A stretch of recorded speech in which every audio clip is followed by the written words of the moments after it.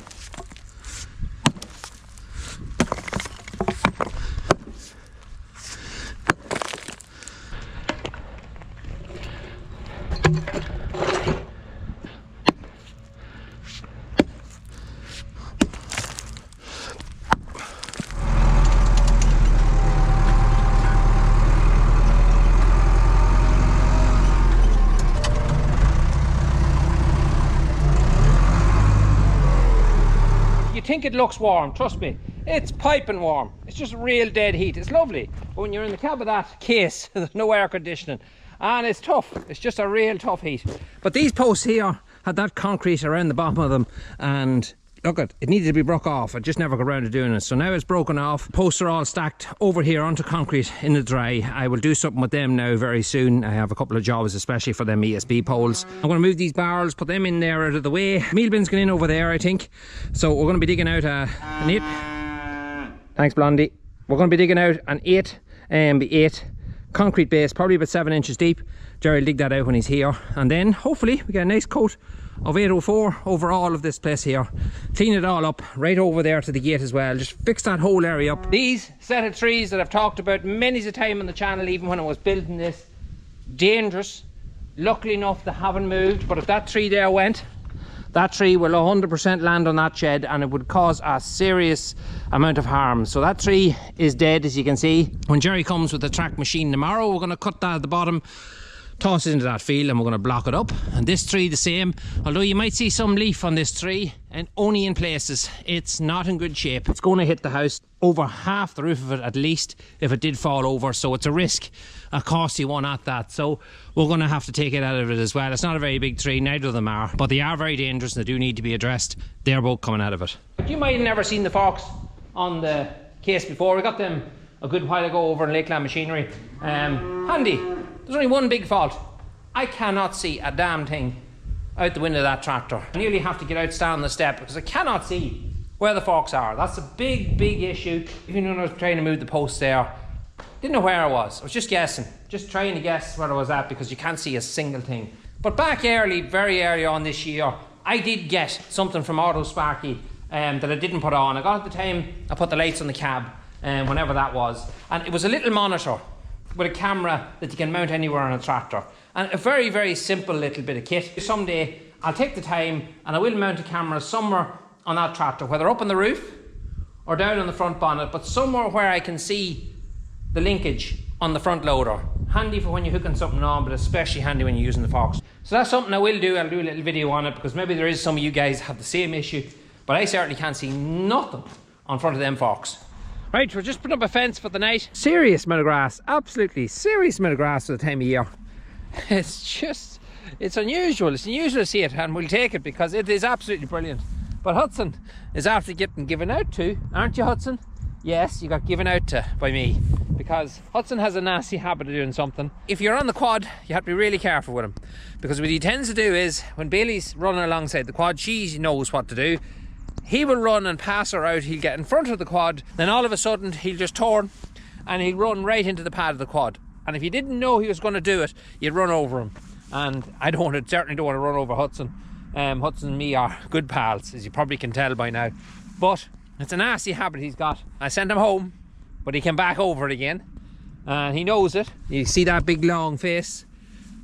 Yeah, you know you've been bowled. Anyway, I'm going to show you something really quick here. Just a quick tip. Oh, it's lovely doing these jobs with one hand. Come out, you pup, you things. This is going to be awkward now with one hand, I'm going to tell you the truth. A lot of people have handles on the end of their reels, right? You can buy the handles there in your co-op. I have them, loads of them. But there's something much handier that I use, and I've showed it on Instagram, and people scratched their head and said, that's interesting. And what it is simply is the handle of a bucket. Handle a bucket is so handy. Once you understand the way it works, probably some people are already doing it, but it's something my father actually started doing, and I carried on doing it because I thought it was an ingenious idea. Sometimes he comes up with good ideas, sometimes he comes up with other ideas. So all you do basically is take your handle off your bucket and tie it on whatever way you want onto your insulator. If you're tying your fences onto hedges, leave plenty of length, that way you're completely clear before the actual power starts on this side. Now in this field we're tying from hedge to fence, but in other places that I showed on Instagram we're tying from fence, electric fence, to another electric fence. So it works really well for it, because this bit here, the black bit that's on the handle, can slide up, and when you hook the wire then onto the pole, this here will sit against the pole and stop it from hitting again the pole and causing the electric to go into the pole. It's great, it insulates it as well. I'd nearly swear it was designed to do that job and not carry a bucket at all. Then other people would say, a typical calving man, you wouldn't buy a handle to put on the end of your reel. We bought the bucket. So into your hedge, wherever you want to go. In this case there is barbed wire, so all you do there is hook it on the barbed wire, or you can go through into your hedge.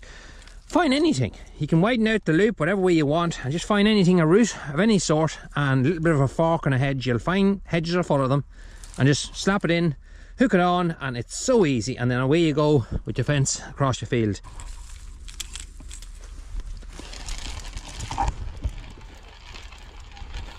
So there it is, that's the fence up. It's great, it's brilliant. No tying on of cords and things onto hedges or any of that out of crack. That is the way you should do it. Guarantee in every farm there's old buckets laying about, and look at, why not use it? It's much handier than reaching away in, hooking the handle on, because the handles are flimsy enough and they don't always hook onto roots of hedges and things like that. That'll hook onto anything. So it's great, it's definitely something you should try. No flies in us calving bays.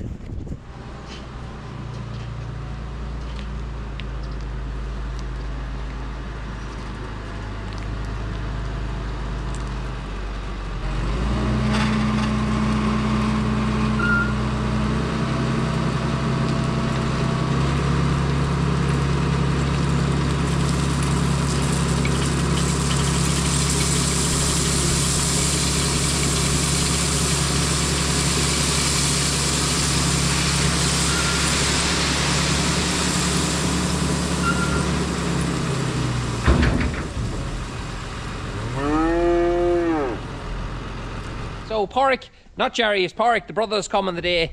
I think you've seen Porrick working with me before. They're both the exact same. Porrick and Jerry would argue between each other who's actually the best, but I actually think you can't really tell the difference in the two of them. So I'm over here now this morning, I'm just after feeding the calves. They're settled in, they're removing this wire here now, so it's gone.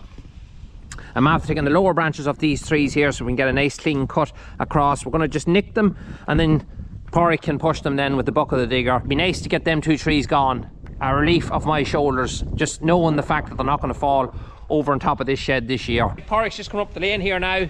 Let's get to it.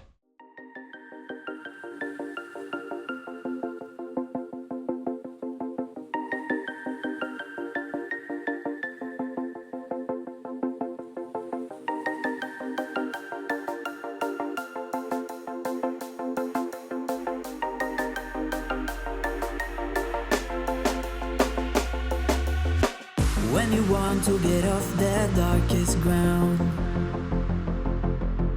but gravity pulls you straight down.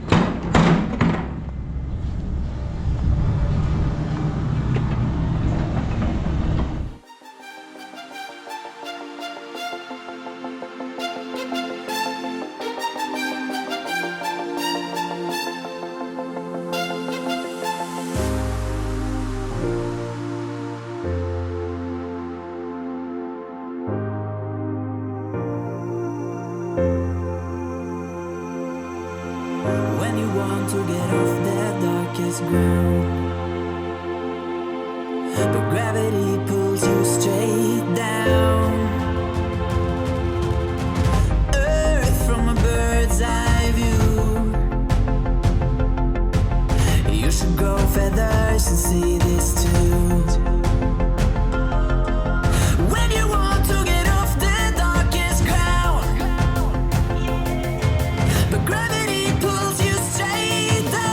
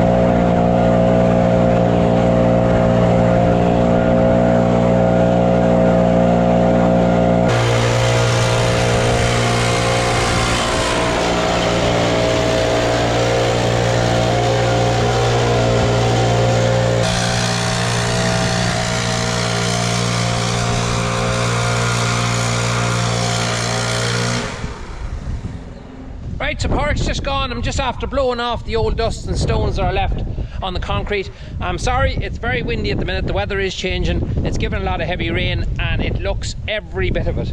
But job is complete. I am over the moon with it. Look at it. It looks so much better. It's going to be so much easier on tyres. This will bed in. It'll bed in like concrete. I've used it before several times and it does turn out a really good job. I don't think we'll ever need to put anything on top of it. If we do, we will, but for now it'll bed in with weather and weight of machinery. I might even run the land roller on it as well after a while and just bed it in a bit further, but it's well tracked in. Alright, done an excellent job as always. Can't expect anything different from a man who always does good work. These two trees, they're gone now. Firewood for the winter time. It's all good, will all be used. I'm glad to see them gone because every time there was wind I always was fearing of them falling across that shed, and it's just when we pushed them over, you might have seen that in the video, they pushed over very, very easily, especially this one. They were just ready to go. This one wasn't just as bad, but it had a lot of rot, I don't know if you can see that root.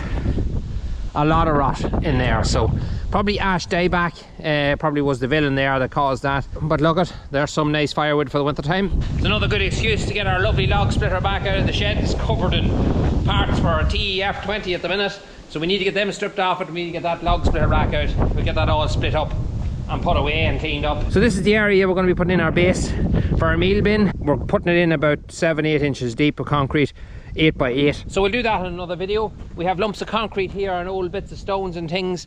I'll break them up and I'll put them into the base of the concrete. If you're putting in a gate post or anything like that, big stones, they are good to use in concrete, so we'll be using them up as we're putting in that base. So that's it. Overall, a good job to do. I'm really happy with the results.